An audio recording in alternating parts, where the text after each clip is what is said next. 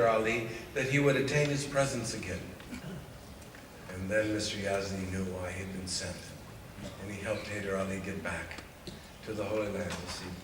So many times we start out, we take steps just because the head of the faith says to do it, right? And we learn as we go. And that's really one of the characteristics of this plan, is learning in action. In fact, in the Rizwan message last spring, House of Justice, in the second sentence, they mentioned that we're finally learning how this process works, this systematic approach works, of taking some steps, consulting, and learning from it, and then refining. That we don't actually have to know exactly what we're doing each time. In fact, one of the characteristics of this scheme of the House of Justice is that there's no really way to understand it and really know it theoretically. One has to have first-hand experience with it. We have to take action and then learn. And it only progresses through action and reflection and refinement. But that's, as I mentioned, it's always been the case in the faith, right? But now it's systematized. In fact, the House of Justice said in the letter to the London Conference that this scheme, this system that's been set up, is the finest means for advancing the process of entry by troops. You know, I wanted to ask you to consider something about this, because it seems quite a change, quite a shock, these clusters and these core activities and so on. But really, it's just built on everything that the Universal House of Justice and Shoghi Effendi before them had built up. Right?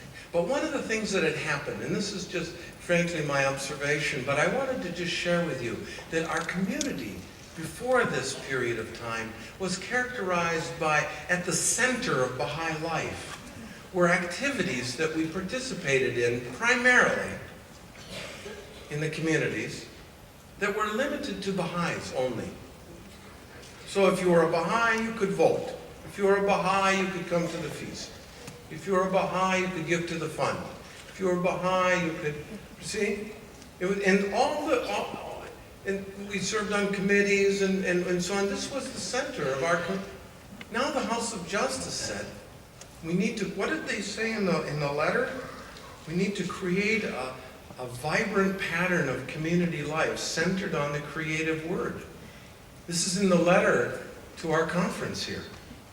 A vibrant pattern of community life centered on the creative word that involves worship, study, and acts of service. And so, at the center of the Baha'i community now are 4 activities at the core. Okay? They all relate to the creative word. Praying together, studying together, training children, and empowering junior youth. 4 activities at the core.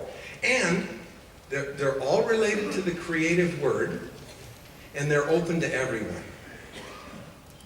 You don't have to be a Baha'i to participate. In fact, in many places in the world, in many clusters, there are more people who are not Baha'i participating in this enterprise, these core activities, than there are Baha'is.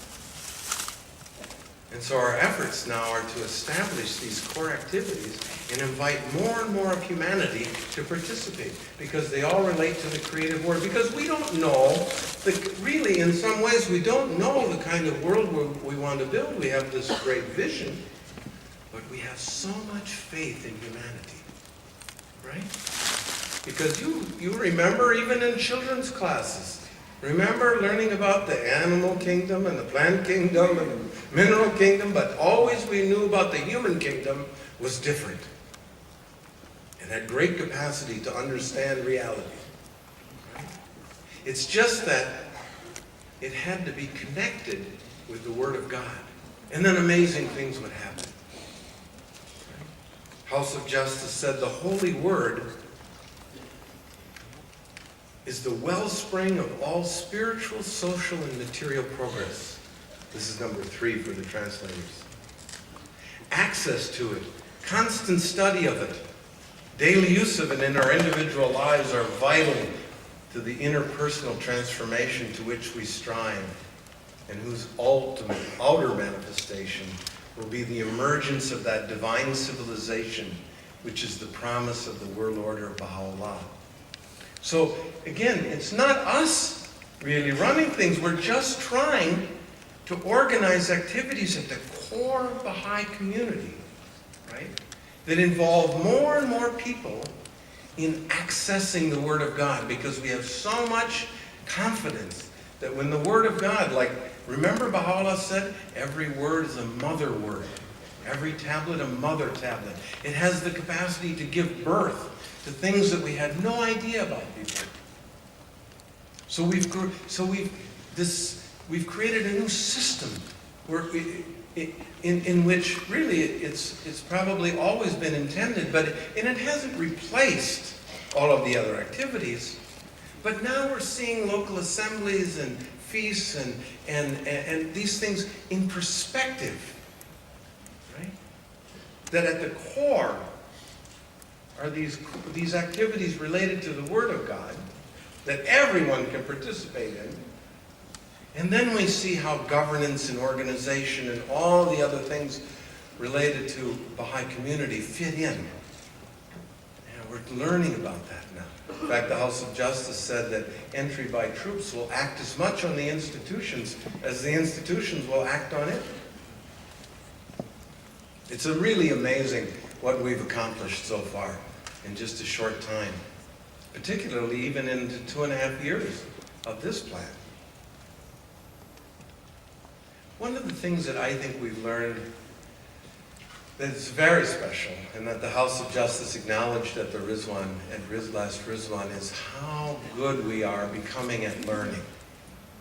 That we don't fear failure, that we understand we can just try things and then learn from it and get together. And it's even become formalized in our community, within our clusters with reflection meetings and so on. It's really amazing. And I suppose that's why we're celebrating too. So then we have to ask ourselves, so now at this point, because let me ask you to consider something. You don't think for a moment that it's somehow a wonderful coincidence or a lucky accident that you're Baha'i right now. Don't think that. Oh, thank God, you know?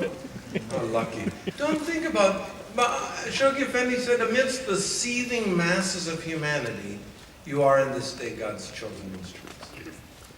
It's no accident. Don't you think if Baha'u'llah wanted some other group to be Baha'is right now, we wouldn't be here?